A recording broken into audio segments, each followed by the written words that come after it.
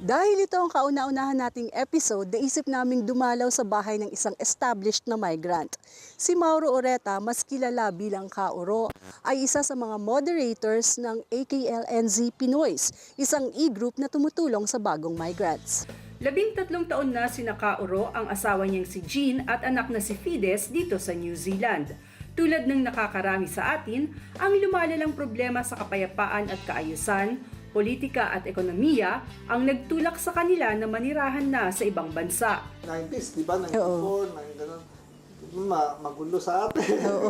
Magulo yung politics, daming kudita. And, kasi sa government din ako nag-work noon eh. Nag-work ako sa immigration, sa Bureau of Immigration time na yun. So nakita ko rin kung paano, very unstable ba ang situation sa atin, di ba? Tsaka talaga medyo napuno na rin ako sa politics. So, inano ko talaga na makapag-settle overseas. Nagkataon naman at that time, yung nakita ko na advertisement about New Zealand na tumatanggap sila ng mga migrants, application for immigration.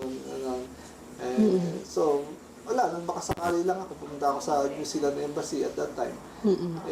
Yun nga, open naman sila, walang mga nakapila. Subalit di tulad ng nakakaraming migrants, nasa Amerika na sila bago nagdesisyon na pumunta dito. May magandang trabaho si Kauro doon at may mga kapatid, subalit nang lumabas ang kanilang PR dito, di na nila pinalagpas ang pagkakataon. Dito, simple lang talaga lahat. Marami kang oras para sa pamilya kasi ang travel time mo maiksi lang, 15 minutes, nasa work na ako, tapos ng work, hindi ka guys sa atin, maraming overtime, di ba? Dito, overtime kami, bayad. So, usually, madalang yung may overtime. So, after half hour, nasa bahay ka na uli. Ang kaiban lang siguro dito and sa atin sa Pilipinas, dito lahat ng gawain bahay, ikaw ang gagawa. Si Jane siyang nagluluto, ako naghuhugas ng o tagahugas, paglalaba, lahat, kayo lahat, tulong-tulong kayo lahat gagawa. Napuna rin ni Kauro na iba ang mga Pilipino dito sa New Zealand. Mas palakaibigan, mas matulungin, at mas malapit sa isa't isa. Pagpunta namin dito, sa airport, doon lang kami nagpili ng mga accommodation. Pili lang kami ng mga hotel na pwedeng tuluyan.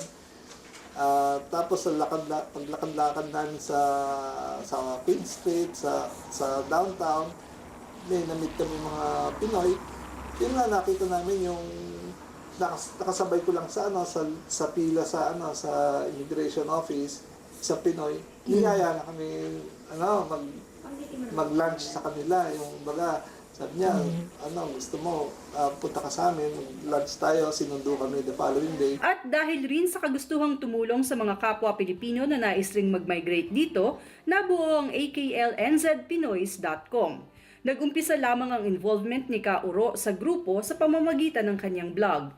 Eventually, may mga readers ng blog na yung mga gustong mag-migrate din dito sa New Zealand, binabasa nila yung blog ko. Tapos, humihingi sila ng mga konting advice kung paano buhay dito, paano mag-apply. And then, doon ako napunta naman sa mga online forum. So, yun, sulat-sulat sa online until yung mga Pinoy sa atin na gusto nag-apply, the process of applying dito sa New Zealand, nag-form sila ng Yahoo group, yung Pinoys to NZ. Don't know if you're familiar with that Yahoo group, pero yun ang yun talaga malaking Yahoo group ng mga Pinoys na nag-apply dito. Bali, ang naging purpose ng group na yan, parang sila nagtutulungan sa pag-apply dito, paano mag-fill up ng application, ng expression of interest, yung mga questions sila sa isa't isa, sila mismo nagtutulungan. Pagpunta ng Bangkok, may interview sila sa New Zealand Embassy sa Bangkok, sama-sama sila. Until 2005 nga, yung ibang mga dating members ng Pinoys to NZ, mga first batch na nakapagpunta dito, since kumbaga wala na sila masyadong maitutulong sa Pinoy's to NSED, tapos na-meet ko rin yung mga yon, mag-form na lang ng ibang Yahoo group dito na sa New Zealand, yung Auckland NSED Pinoy's. Kamakailan lamang ay nagkaroon ng second reunion ang Auckland NZ Pinoys.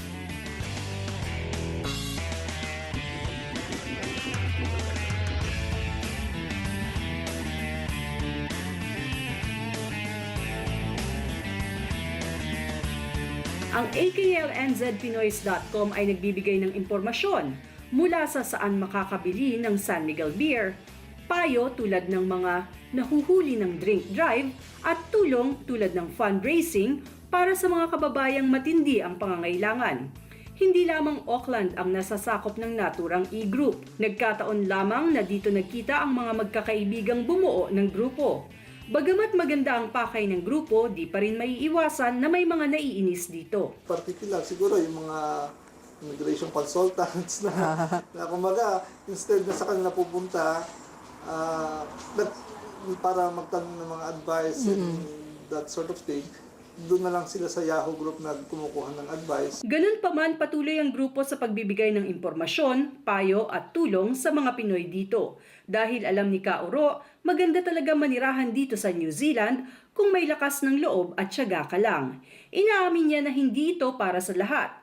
Kanya-kanya ang iginuguhit ng kapalaran at maaari rin namang mas maganda ang kakalabasan ng buhay ng iba kung mananatili sila sa Pilipinas o magmamigrate sa ibang bansa tulad ng US o Canada.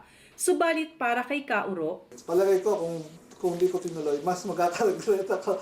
Diba? para sa Pinoy Z, ako si Rowena Orejana. Kompletos recados ang Pinoy Z, kaya sa aming muling pagbabalik, alamin ang sikreto sa pagluluto ng masarap na pakbet. It's Cooking It Up with Gigi para sa inyong naiibang panlasa.